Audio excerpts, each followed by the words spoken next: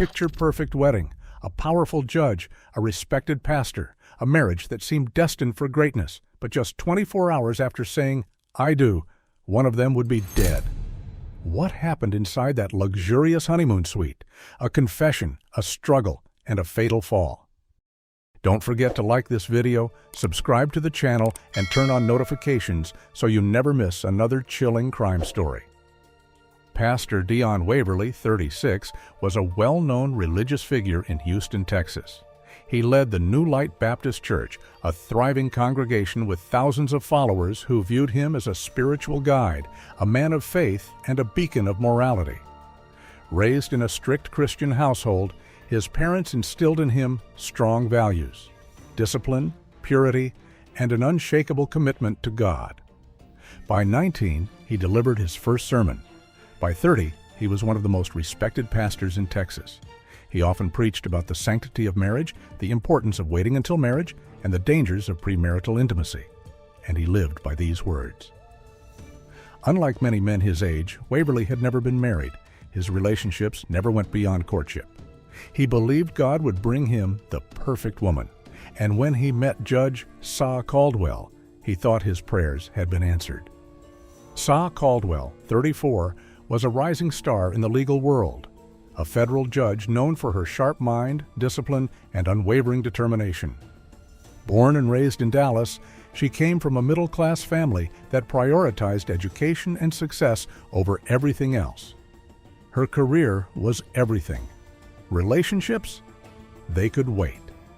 Sah had fought to make a name for herself in a field dominated by men, and she wasn't about to let distractions get in her way.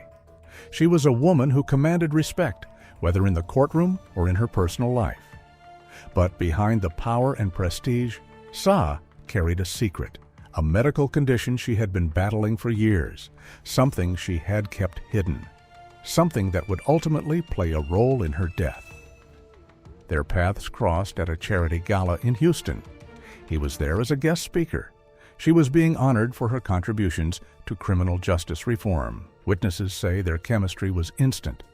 Sah was drawn to Waverly's charisma, confidence, and unwavering faith. Waverly saw in Sah a strong, successful woman who could match his intensity. Within 6 months, they were engaged. The church embraced Sah as their future First Lady, and their wedding was the event of the year. It was a match made in heaven. But within 24 hours, one of them would be dead. After exchanging vows in an extravagant ceremony attended by prominent figures, the newlyweds checked into a 5-star honeymoon suite in downtown Houston. For Pastor Waverly, this was the night he had been waiting for his entire life. A man of faith and discipline, he had remained pure until marriage, staying true to his beliefs. He had waited for this moment. This night was supposed to be sacred. But then, something changed. According to sources close to the investigation, Waverly became visibly disturbed by something he couldn't ignore: an odor. At first, he brushed it off. The hotel sheets? The air conditioning? Maybe nerves were getting the best of him. But soon, the truth became undeniable. The smell was coming from Sah. Pastor Waverly would later tell investigators that the odor was unlike anything he had ever encountered.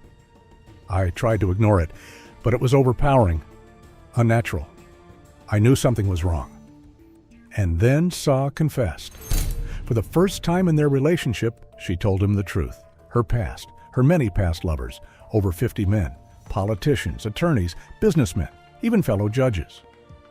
She told him about the repeated infections, the medical procedures, the health issues she had been dealing with for years. I had to go through a lot to fix myself, she told him.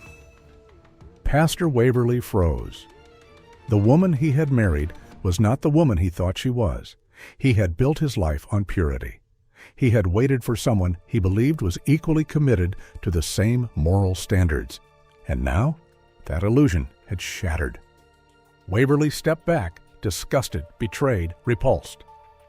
"I can't do this," he told her. Sah's face changed, confusion, then anger. "What do you mean?" she asked. He was firm. "I want a divorce." The words hit Sah like a slap.